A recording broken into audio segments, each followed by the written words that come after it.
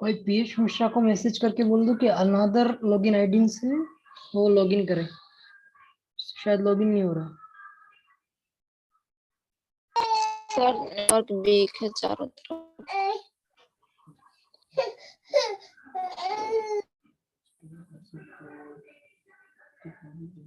बस इतना ही है, स्टार्ट करें क्या?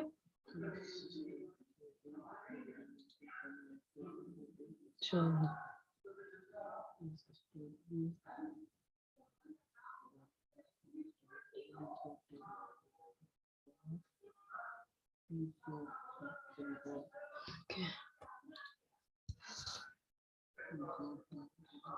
कल लास्ट तक अपने यहाँ तक देख लिया था, ये क्वेश्चन कर लिया था ना मैग्नेटिक फील्ड का।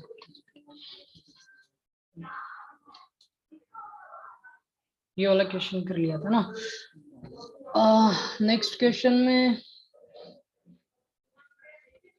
टॉरस है तो आप ये न्यूमेरिकल स्वयं कर सकते हो, कुछ नहीं है, ज्यादा कुछ भी नहीं है, सिर्फ ज्योमेट्री।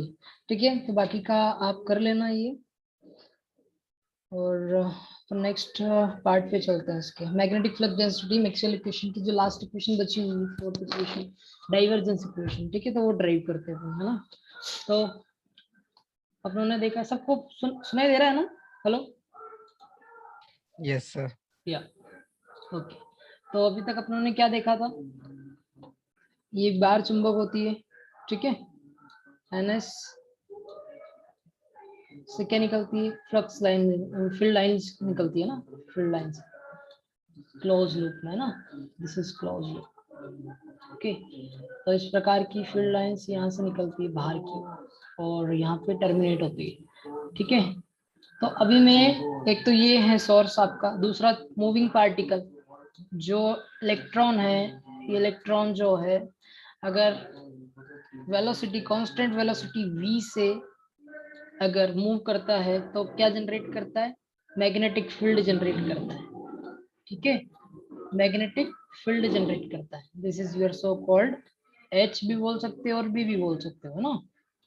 तो एक कौन सा हो गया? बाहर चुंबक हो गया, ठीक है, दूसरा मूविंग पार्टिकल हो गया, और तीसरा क्या है? कंडक्टर।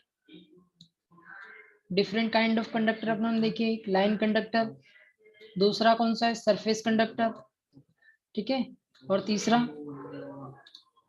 तीसरा है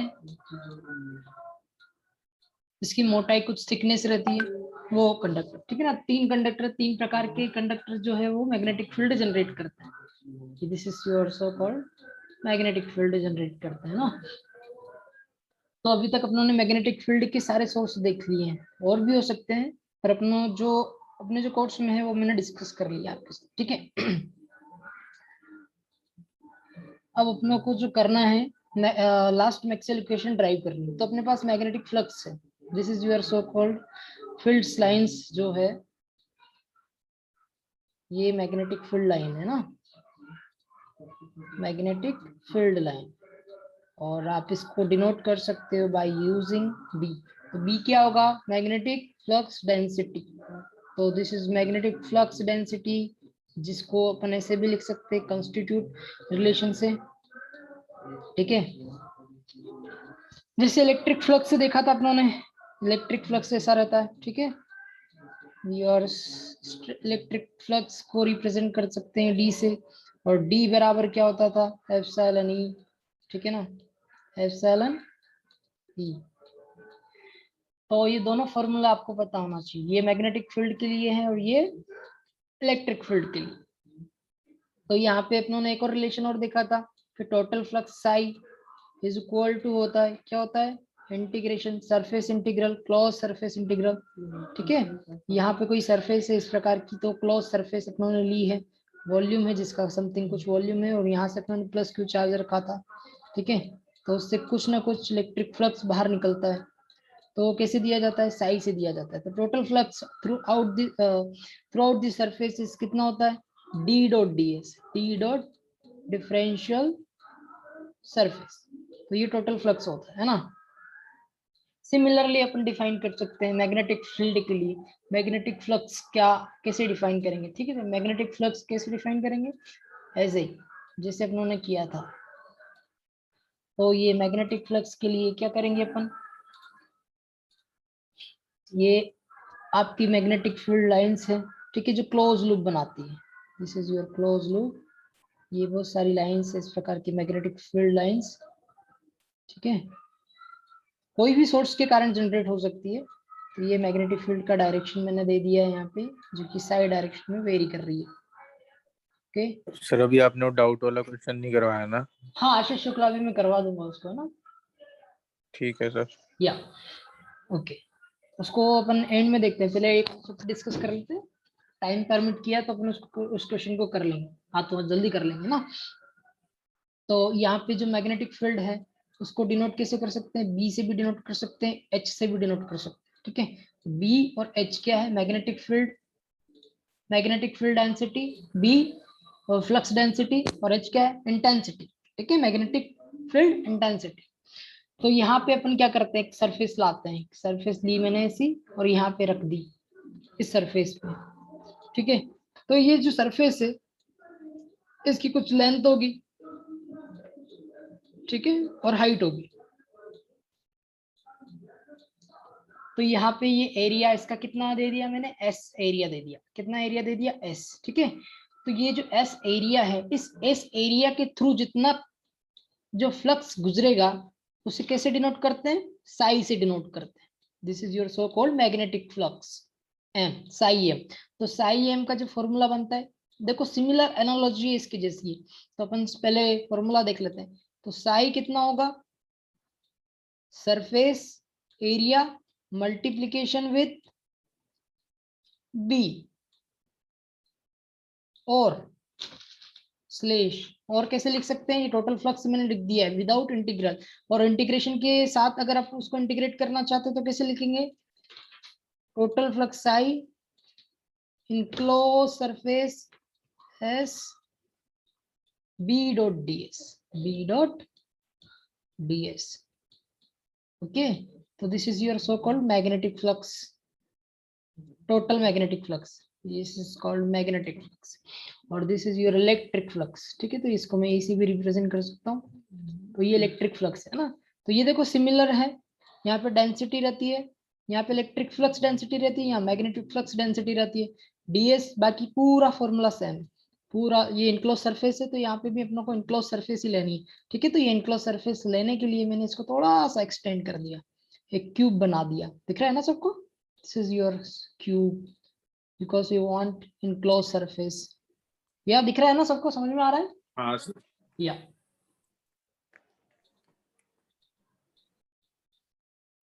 ओके, अब यहाँ पे देखो इनक्लोज सरफेस बनाई तो अपनों को कुछ ऐसा दिख रहा है, यहाँ पे कुछ मैग्नेटिक फील्ड। अब मैं इसको थोड़ा जूम कर रहा हूँ ना, ध्यान से देखना। तो ये अपना क्या है, क्यूब है, क्यूब जहां से ये मैग्नेटिक फील्ड लाइंस निकल रही है। ठीक है, तो इसको थोड़ा सा और मैं बना लेता हूँ, एक मिनट है ना। ओके, तो दिस इज योर क्यूब। तो देखो यहाँ पे क्लोज सरफेस दिख रही है ना आपको, ये कितनी सरफेस है, इसमें 6 सरफेस है, तो 6 सरफेस मिलकर वॉल्यूम बनता है। ठीक है ना, तो ये वॉल्यूम है, तो ये टोटल वॉल्यूम है इस क्यूब का, जिसमें 6 सरफेस है। तो अपन कोई भी एक सरफेस ले लेते हैं, ये जो मैग्नेटिक फील्ड लाइंस है ये एंटर कर रही है इस साइड से, और यहाँ से कितनी निकल रही है, यहाँ से निकल रही है, आउटवर्ड निकल रही है। ठीक है, ये मैग्नेटिक फ्लक्स लाइंस यहाँ से निकल रही है। ओके, तो this is your B through this surface, और ये इंटरनली इसके अंदर जा रही है ना। तो ये सारी फील्ड लाइंस क्या रहती है, लूप में रहती है। तो यहाँ पे इस प्रकार का लूप फॉर्म होता है ना, ये लूप फॉर्म होता है। अब लूप फॉर्म होता है तो डाइवर्जेंस जीरो होता है, डाइवर्जेंस जीरो है, इसका मतलब क्या है कि जितनी लाइंस यहाँ पे जाएगी उतनी की उतनी ही यहाँ से बाहर निकलेगी, क्योंकि प्लस क्यू चार्ज में ऐसा नहीं होता। प्लस क्यू चार्ज में यहाँ रख दिया, माइनस क्यू चार्ज यहाँ रख दिया, टोटल फ्लक्स यहाँ पे इस प्रकार से अपन देते हैं, कोई भी सरफेस यहाँ पे ले लेते हैं, ठीक है ना। ये इस प्रकार से फील्ड लाइंस निकलती रहती है, यहाँ से जाती है इसी ऐसी, ठीक है, और नेगेटिव पे टर्मिनेट हो जाती है। यहाँ पे कोई सोर्स और सिंक नहीं होता, ध्यान रखना। यहाँ पे ये सोर्स कहलाता है, प्लस क्यू क्या कहलाता है, सोर्स कहलाता है, और ये क्या माइनस क्यू क्या कहलाता है, सिंक कहलाता है, ठीक है। और यहाँ पे जब अपन डाइवर्जेंस कैलकुलेट करके आते हैं तो पॉजिटिव डाइवर्जेंस आता है ना, और यहाँ पे क्या आता है, नेगेटिव डाइवर्जेंस आता है। This is your negative divergence. तो देखो यहाँ पे सोर्स है, सिंक है, पर यहाँ पे जो चुंबक है, अपन जो चुंबक बनाते हैं उस चुंबक में ना तो कोई सोर्स होता है ना सिंक होता है। अपनों को लगता है ऐसा है कि यहाँ पे देखो ये मैग्नेटिक फील्ड लाइंस यहाँ से निकली है और यहाँ पे जा रही है।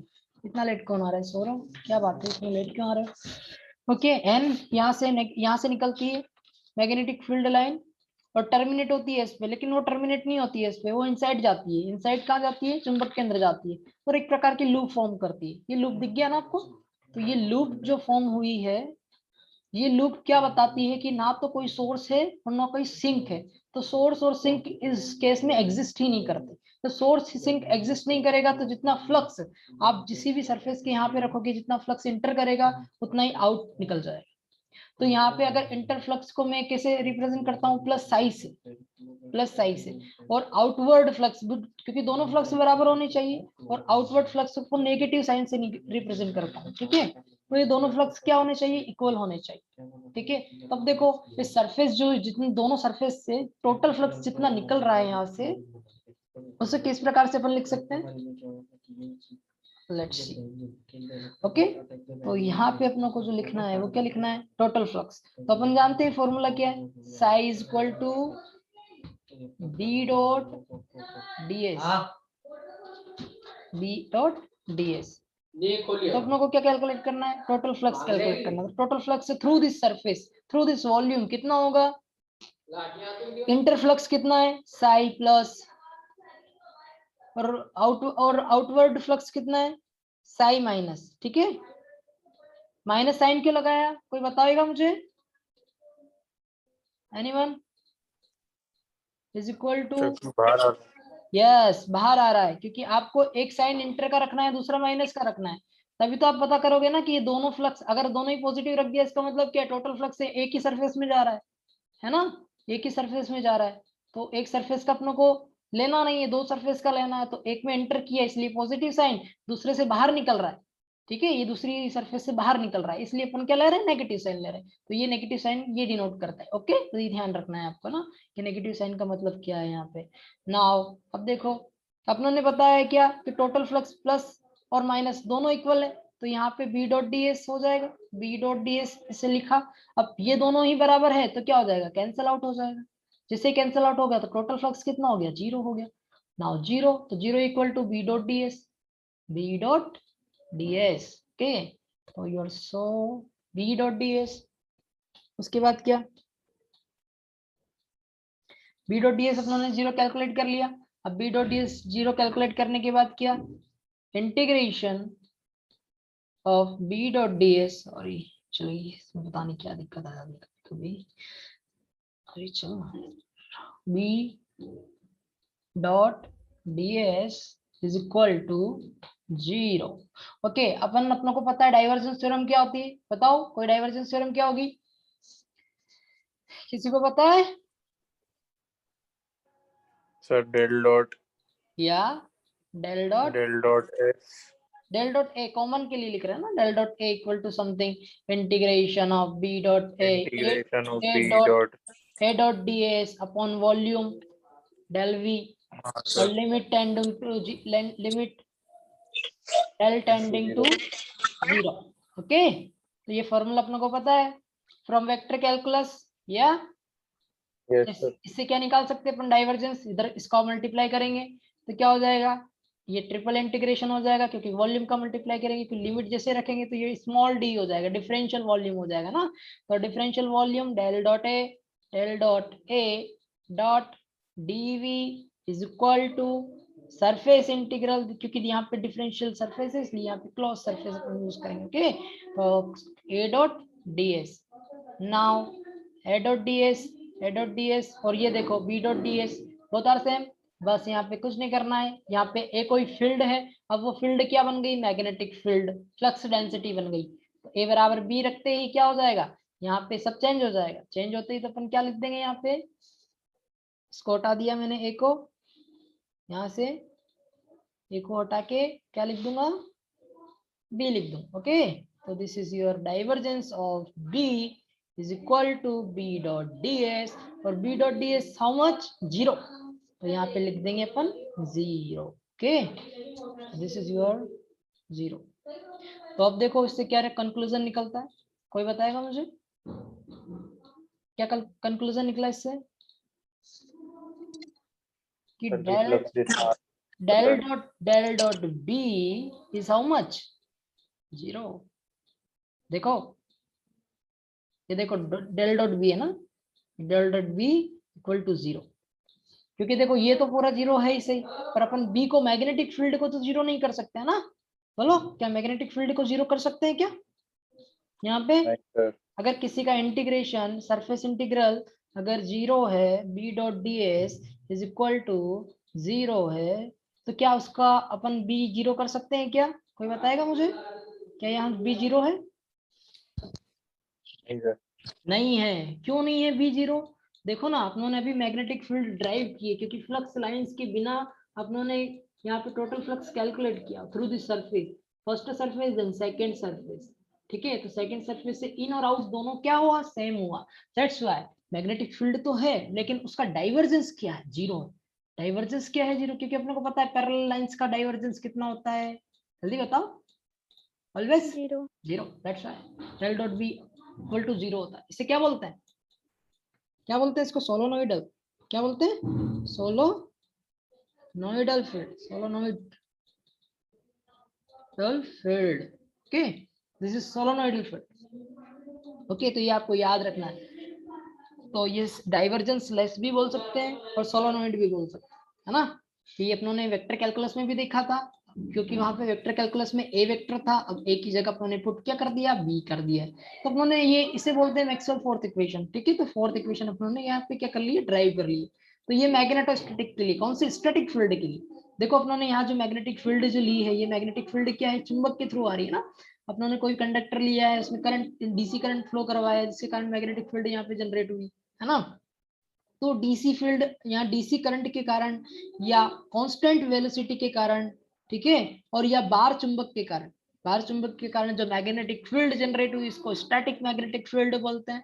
ठीक है, स्टैटिक मैग्नेटिक फील्ड।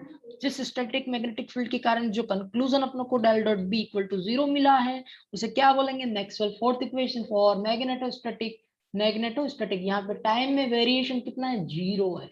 ओके, ये आपको याद रखना है। तो अपन इसको समराइज कर लेते हैं, ठीक है।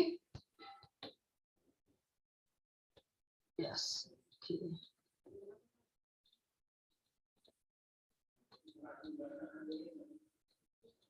ओके, अपन क्लियर कर लेते हैं, वो ज्यादा सही है। यस, नाउ तो उन्होंने कौन कौन से इलेक्ट्रोस्टैटिक के लिए देख लेते हैं। इलेक्ट्रोस्टैटिक के लिए अपने जो ड्राइव किया है, और दूसरा मैग्नेटोस्टैटिक के लिए अपने जो ड्राइव किया है। ठीक है, तो सारी की सारी जितने भी कंक्लूजन अपने यहाँ पे, पहले मैक्सवेल इक्वेशन 2 क्या है, फर्स्ट क्या है, del dot D is equal to rho B. Okay, first equation. Now second equation क्या है, conservation of charge, del cross curl vector है ना, कर्ल इक्वल टू 0। ठीक है, irrotational field. Okay, now magnetostatic के लिए अपनों ने क्या ड्राइव किया, अभी जस्ट ड्राइव किया del dot B, how much, कौन बताएगा, divergence of B 0। Okay, last equation क्या थी, del cross H, curl of magnetic field intensity is equal to J और सिग्मा ई, सिग्मा या। तो अपनों ने ये किसके लिए ड्राइव किया है, स्टैटिक फील्ड के लिए। This is called static field. यहाँ पे स्टैटिक का मतलब क्या है, टाइम में वेरिएशन 0 है, टाइम वेरिएशन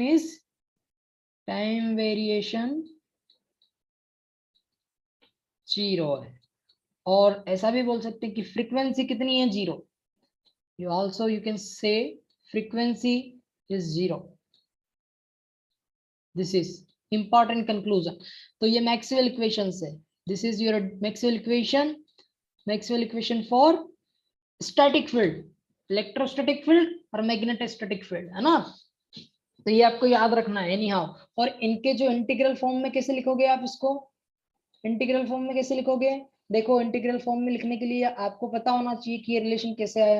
ये रिलेशन कैसे आता है, डी डॉट डी एस, याद है ना, D dot D S equal to psi होता है, साई टोटल फ्लक्स। और साई को कैसे लिख सकते हैं, triple integration rho V D we.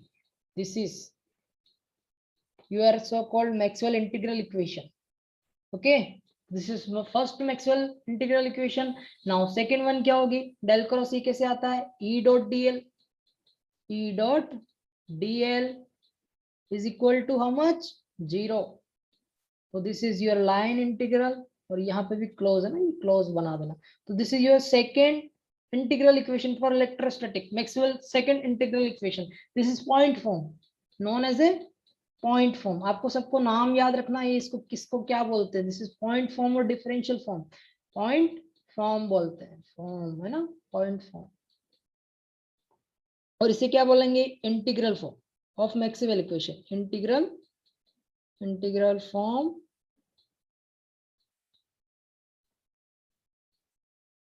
Form of Maxwell equation, है ना। तो दो तो ये हो गई इलेक्ट्रोस्टैटिक के लिए। मैग्नेटोस्टैटिक के लिए क्या होगी, डेल डॉट बी कैसे आएगा, आपने भी देखा है, सेम वे डेल डॉट, अब यहाँ पे बी डॉट डी एस हो जाएगा, B dot D S is equal to psi become zero. This is your Maxwell equation for magnetostatic field, है ना। तो this is your magnetostatic field. इतना कौन आ रहा है, निश राजन, क्या बात है। ओके, तो यहाँ पे अपनों ने एक और इक्वेशन रह गई है, this is your magnetostatic field के लिए इंटीग्रल इक्वेशन है। और लास्ट मैक्सवेल इक्वेशन क्या होगी, H dot D L is equal to current I होता है, और आई इज इक्वल टू क्या होता है, J dot D S. Okay, तो ये आपको याद रखना है। This is your integral form of Maxwell equation where J is equal to sigma I, है ना। This is sigma I। आपको ये समरी है, जितना आप लोगों ने इलेक्ट्रोस्टैटिक पढ़ा है ना, उसी समरी है, तो ये याद होना चाहिए, यानी हाउ याद होना चाहिए, है ना। लास्ट में एक और कंस्टिट्यूट रिलेशनशिप बता देता हूँ जो इम्पोर्टेंट है।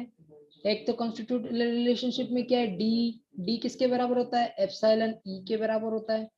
नाउ सेकेंड वन क्या होता है, बी किसके बराबर होता है, म्यू इनटू एच परमियाबिलिटी और मैग्नेटिक फील्ड इंटेंसिटी, ठीक है। और थर्ड रिलेशन क्या होगा, जे यानी कि current density J is equal to, इसे कंडक्शन करंट बोलते हैं इसलिए सी लगा रहा हूँ सफिक्स में ना, conduction current density is equal to sigma electric field.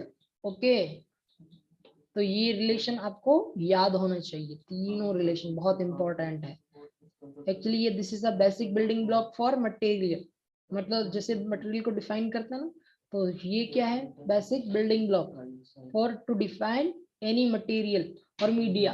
क्योंकि मीडिया को डिफाइन करने के लिए अपने को तीन ही पैरामीटर चाहिए, एप्सिलॉन, म्यू और सिग्मा। अगर उसकी परमिटिविटी पता है तो अपन पता कर सकते हैं कि उसमें वो कितना परमिट करेगा इलेक्ट्रिक फील्ड को इनसाइड अपने अंदर, और म्यू परमियाबिलिटी है सिमिलरली कि वो कितना मैग्नेटिक है, ठीक है। और थर्ड वन कंडक्टिविटी, अगर ज्यादा कंडक्टिविटी इंफिनिटी है किसी मटेरियल की, तो उसके कारण जो लॉस प्रोड्यूस होगा वो जीरो होगा। ओके, क्योंकि सिग्मा रेजिस्टेंस कितना हो जाएगा उसका, जीरो। क्योंकि लॉस जो रहता है वो किसके कारण आता है, हमेशा रेजिस्टेंस के कारण आता है। किसके कारण आता है, फाइनाइट कंडक्टिविटी और रेजिस्टेंस, क्योंकि रेजिस्टेंस इनवर्सली प्रोपोर्शनल और इक्वल टू कंडक्टिविटी सिग्मा, है ना। और यहाँ पे अपन रो भी लिख सकते हैं, और यहाँ पे मैंने सिग्मा लिख दिया है ना। तो कंडक्टिविटी इनवर्सली प्रोपोर्शनल टू रो। तो अगर इंफिनिटी उसका कंडक्टिविटी है तो रेजिस्टेंस कितना होगा, जीरो। तो लॉस कितना हो जाएगा, जीरो। तो लॉसी मीडिया, अपन मीडिया के बारे में पढ़ेंगे नेक्स्ट चैप्टर में। तो ये समरी है जितने भी अभी तक अपनों ने देखा है। ओके, तो ये आपको याद होना चाहिए। पूरा। तो this is your Maxwell Yes, equation, sir. Maxwell equation for electrostatic field. ये इसी के साथ अपनी यूनिट फर्स्ट खत्म होगी, पर लास्ट टॉपिक और रह गया अपने boundary condition for magnetic field, तो वो अपन डिस्कस कर लेते हैं फटाफट, है ना। तो ये रिलेशन मैंने आपको बता दिया। हाँ, म्यू की वैल्यू में बताना भूल गया आपको, तो म्यू की वैल्यू भी आप यहाँ पे देख लो। म्यू की वैल्यू कितनी होती है, म्यू नॉट बराबर होता है, हमेशा ध्यान रखना। ये एप्सिलॉन एक चीज और मैं डिस्कस कर ही लेता हूँ यहाँ पे ना। एक होता है एप्सिलॉन, ठीक है, this is epsilon for generalized. और इस एप्सिलॉन की जो वैल्यू होती है, परमिटिविटी की वैल्यू क्या होती है, रिलेटिव परमिटिविटी और एप्सिलॉन नॉट।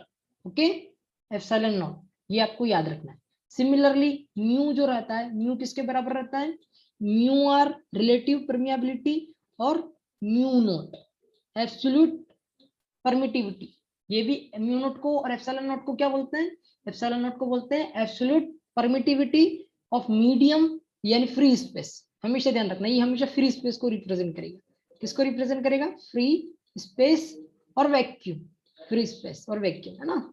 फ्री स्पेस को ये रिप्रेजेंट करेगा, दोनों म्यू नॉट और एप्सिलॉन नॉट। तो ये फ्री स्पेस की परमिटिविटी है और ये फ्री स्पेस की परमिएबिलिटी है। लेकिन जब कोई मीडियम पिक्चर में आता है तो उस मीडियम की कुछ ना कुछ रिलेटिव परमिटिविटी रहती है, तो उसको एप्सिलॉन आर से रिप्रेजेंट करते हैं। और उसी प्रकार परमिएबिलिटी को किस प्रकार से रिप्रेजेंट करते हैं, म्यू आर से। ठीक है, तो ये दोनों की दोनों जो क्वांटिटी है म्यू आर और एप्सिलॉन आर डायमेंशनलेस है। कौन सी डायमेंशनलेस है, केवल इसी के, इन दोनों के ही यूनिट्स है, बाकी दोनों की नहीं। इन दोनों की वैल्यू कितनी होती है, ये तो आपको दी रहेगी किसी भी मीडियम के लिए। ठीक है, जैसे FR4 इपोक्सी है, तो FR4 इपोक्सी जो अपन पीसीबी में यूज करते हैं, किसी ने की है पीसीबी, नाम सुना है ना, प्रिंटेड सर्किट बोर्ड, बोलो। हाँ सर. तो उसमें जो पीसीबी रहता है, उस पीसीबी की जो FR4 मटेरियल जो रहता है, डाइलेक्ट्रिक मटेरियल्स को बोलते हैं अपन, क्या बोलते हैं, डाइलेक्ट्रिक मटेरियल। डाइलेक्ट्रिक में दोनों आते हैं, इन दोनों को बोलते हैं डाइलेक्ट्रिक मटेरियल। ये जो जिसकी दोनों प्रॉपर्टी डिफाइंड रहती है ना, एप्सिलॉन और म्यू, इसे बोलते हैं परफेक्ट डाइलेक्ट्रिक मटेरियल। अगर उसमें सिग्मा जीरो है, कितना है, आगे अपन डिस्कस करेंगे इस चीज को, सिग्मा जीरो, कंडक्टिविटी जीरो, तो परफेक्ट डाइलेक्ट्रिक मटेरियल कहलाता है ना। ओके, तो ये फ्री स्पेस के लिए रहती है, और एप्सिलॉन और म्यू आर किसके लिए रहती है, मीडियम के लिए, किसी मीडियम, जैसे FR4 इपोक्सी रह गया ना, FR4 इपोक्सी जो रहता है, एक मटेरियल रहता है, डाइलेक्ट्रिक मटेरियल रहता है, जिसकी एप्सिलॉन आर 4.4 रहती है। एप्सिलॉन आर कितनी रहती है, 4.4। और जो म्यू नेट रहता है वो 1 रहता है। म्यू आर जो है यहाँ पे, म्यू आर है ना, म्यू आर इक्वल टू 1 रहता है। ठीक है, तो ये नॉन मैग्नेटिक मीडिया रहता है। जो भी नॉन मैग्नेटिक मीडिया रहेगा ना, उसका म्यू आर हमेशा कितना रहेगा, 1 रहेगा। फ्री स्पेस जो है वो क्या है, non magnetic material, free space या वैक्यूम जिसे अपन बोलते हैं, क्योंकि वहां पे जो मैग्नेटाइजेशन नहीं होता है, चुंबक कोई आकर्षित नहीं करती है फ्री स्पेस में, क्योंकि फ्री स्पेस कोई मटेरियल ही नहीं है, वो केवल मीडियम है ना, मटेरियल नहीं है उसकी। तो उसकी property epsilon R mu R कितनी है, एब्सोल्यूट 1 1 है, दोनों की वैल्यू 1 1 है ना। तो फ्री स्पेस के लिए क्या है, epsilon R is equal to mu R equal to 1 है। तो ये आपको याद रखना है। मैं लास्ट बार बताऊंगा इसको, इसके बाद मैं डिस्कस नहीं करूंगा, डायरेक्टली यूज करूंगा ना फ्री स्पेस के लिए। तो म्यू आर के लिए और एप्सिलॉन आर जो दोनों की वैल्यू कितनी है, 1। किसके लिए, फ्री स्पेस और वैक्यूम के लिए। ओके, तो ये उसकी मीडियम प्रॉपर्टी। ओके, और क्या बचा रह गया है, FR4 इपोक्सी मैंने बता दिया। FR4 इपोक्सी के लिए 4.4 एप्सिलॉन आर की वैल्यू रहती है और म्यू आर की वैल्यू 1 रहती है। तो FR4 को नॉन मैग्नेटिक मटेरियल भी बोलते हैं। जिस भी मटेरियल का म्यू आर हमेशा 1 है ना, हमेशा ध्यान रखना है, म्यू आर हमेशा अगर 1 है तो वो नॉन मैग्नेटिक मटेरियल कहलाता है। क्या कहलाता है, नॉन मैग्नेटिक मटेरियल। तो उसमें मैग्नेटाइजेशन पॉसिबल नहीं है, इसका मतलब ये क्लियर है सबको। Yes sir. Yes, sir. आपको पता है चुंबक कैसे बनता है, किसी को जानकारी है चुंबक के बारे में। नहीं. देखो, लोहा, निकेल, कॉपर, आयरन वगैरह नाम सुना है ना। तो जो चुंबक रहती है ना, वो अलॉय रहती है। जो NS अपन जो बार चुंबक देखते हैं ना, वो चुंबक रहती है, क्या रहती है, अलॉय रहती है। बहुत सारे एलिमेंट्स, बहुत सारे मेटल्स की अलॉय रहती है ना। तो जब उसको फॉर्म किया जाता है ना, तब वो क्या रहती है, चुंबक नहीं, उसमें मैग्नेटाइजेशन के गुण नहीं होते, वो अट्रैक्ट नहीं करती इनिशियली। क्या नहीं करती, इनिशियली अट्रैक्ट नहीं करती, जब उसको फॉर्म किया जाता है एज ए अलॉय। चार्ज करना पड़ता है। ओके, कौन बोल रहा है ये, किसी को डाउट है क्या। नहीं सर। Okay okay okay. तो इनिशियली जब इसका फॉर्मेशन किया जाता है ना चुंबक का, मैग्नेट का, तो वो अट्रैक्ट नहीं करती किसी भी लोहे को, लेकिन जब उसमें करंट फ्लो करवाते हैं, इस प्रकार से इलेक्ट्रिक फील्ड प्रोड्यूस कर, एक्सटर्नली इलेक्ट्रिक फील्ड दी जाती है ना, तो उसके जो इलेक्ट्रॉन्स रहते हैं ना, जो डिफरेंट डिफरेंट डायरेक्शन में रहते हैं, स्पिन कर रहे होते हैं, वो सब अलाइन हो जाते हैं, एक जैसी डायरेक्शन में हो जाते हैं, अलाइन हो जाते हैं ना सारे electron inside this magnet. Externally field अपनों को अप्लाई करनी रहती है, ठीक है, तो कुछ ना कुछ एक्सटर्नल फील्ड अपने यहाँ पे वोल्टेज देते हैं, क्योंकि वोल्टेज अपनों को पता है, वोल्टेज बराबर क्या होता है, integration of E dot DL. Yes, E dot DL होता है ना, तो इलेक्ट्रिक फील्ड ही अपन दे रहे हैं, जैसे वोल्टेज अप्लाई किया तो इलेक्ट्रिक फील्ड देते हैं, तो इलेक्ट्रिक फील्ड के कारण क्या होता है, जो इलेक्ट्रॉन जितने भी वो सारे अलाइन हो जाते हैं, अपन को पता है, जैसे ही अपन इलेक्ट्रिक फील्ड लगाते हैं तो इलेक्ट्रॉन उसकी डायरेक्शन में बहना स्टार्ट हो जाता है ना, तो सारे इलेक्ट्रॉन अलाइन हो जाते हैं, जिसके कारण क्या होती है, वो जनरेट करते हैं, एक फील्ड जनरेट करते हैं सबके सब, तो ये मैग्नेटिक फील्ड जनरेट होती है, ऐसे इस प्रकार से जनरेट करते हैं, ठीक है। तो जब इनिशियली इसका फॉर्मेशन होता है ना, तब वो मैग्नेट नहीं रहती, लेकिन जब उसको एक्सटर्नली अपन वोल्टेज कुछ ना कुछ दे देते हैं ना, तो वो चुंबक बन जाती है, क्योंकि उसमें मैग्नेटिक फील्ड का प्रभाव होना स्टार्ट हो जाता है। ओके, तो ये आपको याद रखना है। तो जो मटेरियल है ये अगर नॉन मैग्नेटिक है, तो नॉन मैग्नेटिक मटेरियल के लिए हमेशा म्यू आर कितना रहेगा, 1 रहेगा।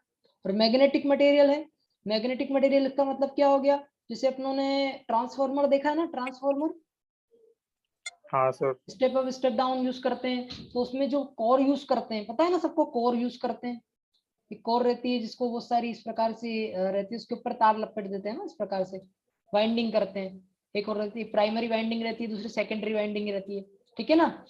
अरे पता है कि नहीं पता है, हाँ बोलो या ना बोलो, किसी को नहीं पता, hello, are you there, anyone, कोई नहीं है क्या, पारस,